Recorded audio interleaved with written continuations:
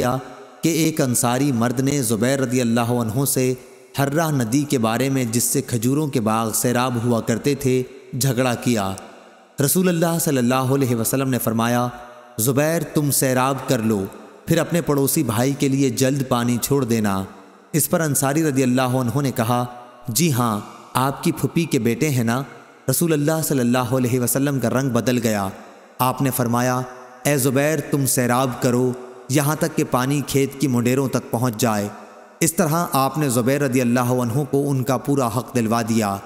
زبیر رضی اللہ عنہ کہتے ہیں کہ قسم اللہ کی، یہ آیت اسی بارے میں نازل ہوئی تھی، ہرگز نہیں، تیرے رب کی قسم، اس وقت تک یہ ایمان والے نہیں ہوں گے جب تک اپنے جملہ اختلافات میں آپ کو حکم نہ تسلیم کریں۔